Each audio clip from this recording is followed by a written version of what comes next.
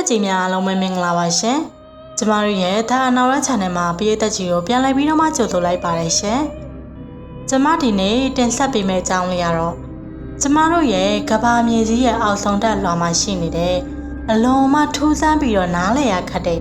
The Blocks လို့ခေါ်တဲ့အရာကြီးနှစ်ခုအကြောင်းပဲဖြစ်ပါတယ်။ကျမတို့နေထိုင်နေရကဘာမြေကြီးရဲ့အတွင်းပိုင်းမြေမျက်နှာပြင်ကနေမိုင်ပေါင်း1800ခန့်กว่าမှာ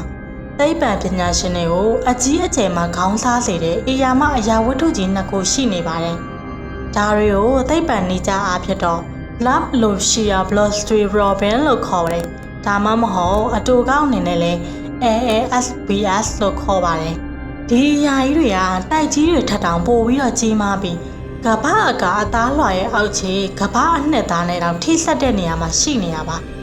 တစ်ခုကအာဖရိကတိုက်ရဲ့အောက်တက်တဲ့မှာရှိနေပြီးတော့နောက်တစ်ခုကတော့ပစိဖိတ်သမုဒ္ဒရာရဲ့အောက်တက်တဲ့မှာရှိနေပါတယ်။ဒါကြီးတွေကအေရတ်တောင်ထက်အစာပေါင်း100မကပိုပြီးတော့မှမြင့်မားပြီးတော့အကျယ်ဝန်းကလည်းတိုက်ကြီးတွေထက်တောင်ပိုပြီးတော့မှကျယ်ပြန့်နေပါတယ်။ဒီနေရာကိုဖြတ်သွားတဲ့ငလျင်လိုင်းတွေက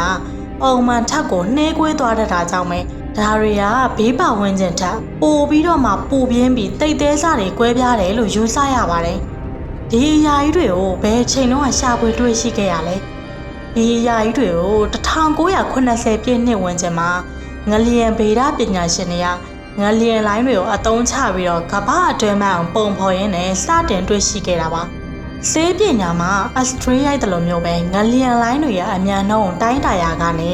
ဒီအေယာမအရာကြီးတွေရဲ့ပုံရိပ်ကိုဖမ်းယူနိုင်ခဲ့ရပဲဖြစ်ပါတယ်။ဒါကြီးတွေကဘယ်နေရာနဲ့ရောက်ရှိလာခဲ့တာလဲ။သိပ္ပံနည်းကြဆိုရင်တော့သီယိုရီနှစ်ခုရှိနေပါတယ်။ဒါကသိပ္ပံလောကမှာအငင်းခုန်ရဆုံးအပိုင်းမှာပဲ။သိပ္ပံပညာရှင်တချို့ကဒီဟာကြီးကိုကမ္ဘာမြေစတင်ဖြစ်ပေါ်စဉ်ကတည်းကကြန့်ရှိနေခဲ့တဲ့တိတ်သေးစားမြန်မာလောနဲ့ကြောက်ရည်ဘူးတွေစုဝေးနေတာလို့တချို့ကလည်းယူဆကြပါတယ်။နောက်ထပ်သိပ္ပံပညာရှင်တချို့ကတော့လွန်ခဲ့တဲ့နှစ်ပေါင်းတန်း4500ခန့်ကဒီယာလို့ခေါ်တဲ့မားကျုပ်အရွယ်စားရှိတဲ့ဂျိုကြီးတစ်လုံးကကဘာဝင်တိုက်ခဲ့ပါတယ်။အဲ့ဒီတိုက်ခတ်မှုကြောင့်ပဲလွင့်ထွက်သွားတဲ့အပိုင်းအစတွေကလာဖြစ်လာပြီးတော့ကြံတဲ့အပိုင်းအစတွေကကဘာအတွင်းပိုင်းတွေကိုနှိမ့်ဝင်သွားတဲ့ဒီယာချိုရဲ့အပိုင်းအစတွေကတော့အခုမြေအောက်က The Block တွေဖြစ်လာတာလို့သိပ္ပံပညာရှင်တချို့ကလည်းဆိုထားကြပါတယ်။ဒါကဘာကြောင့်ရေးကြီးနေရလဲ။ဒီယာကြီးတွေကကဘာမြေမျက်နှာပြင်ပေါ်ကအဖြစ်အပျက်တွေအားလုံးထိန်းချုပ်နေလို့ပါပဲ။အာဖရိကနဲ့ပစိဖိတ်အောက်ကမီးတောင်ရှင်တွေကဒီ The Block ရဲ့အပူချိန်ကြောင့်ဖြစ်ပေါ်လာတာလို့ယူဆနေကြပါတယ်။ဒါတွေကကဘာတန်လိုက်ဆက်ကွင်းမဂရန်တဖီကိုလည်းတက်ရောက်မှုတွေရှိနေနိုင်ပါသေးရဲ့။နောက်ထပ်မဖြေရှင်းနိုင်တဲ့ဗဟိနည်းတွေကတော့သိပ္ပံပညာရှင်တွေကဒီအရာကြီးတွေရဲ့ပုံသဏ္ဍာန်သိနေပေမဲ့လည်းဒါတွေကတကယ်ပဲဂျိုးတိုက်မှုကနေရောက်ရှိလာခဲ့တာလား။ဒါမှမဟုတ်ကဘာကြောက်လွှာတွေရဲ့အောက်ကိုနှိမ့်ဝင်သွားပြီးတော့စုပုံနေတာလားဆိုတာတော့တိတိကျကျမသိရသေးပါဘူး။ဒီအရာကြီးတွေကအချိန်ကြာလာတာနဲ့အမျှရွေလျားနေကြတာလား။ဒါမှမဟုတ်ပုံသေးပဲရှိနေတာလားဆိုတာလည်းအလွန်မှစိတ်ဝင်စားစရာမေးခွန်းတစ်ခုဖြစ်နေပါသေးရဲ့။ဒီအကြောင်းအရာတွေကသိပ္ပံမှတ်တမ်းတင်ကဏ္ဍတွေမှာအမြဲတမ်းပဲရေးပဲစားပါတယ်။သူ့ကို Our Universe လို့အမည်ပေးထားပြီးတော့2022ခုနှစ်မှာကမ္ဘာမြေကြီးရဲ့အစောပိုင်းကာလဂျိုးတိုက်မှုတွေနဲ့လာဖြစ်ပေါ်လာပုံကိုရှင်းပြရမှာလဲဒီ The Block အကြောင်းတွေကိုထည့်သွင်းပြသခဲ့ကြပါတယ်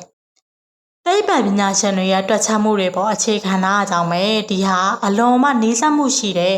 မှတ်တမ်းတင်ချက်ပဲဖြစ်ပါတယ်။ကျမတို့ရဲ့ခြေပွားအောက်မိုင်မောင်းထောင်ကြီးကွာမှာ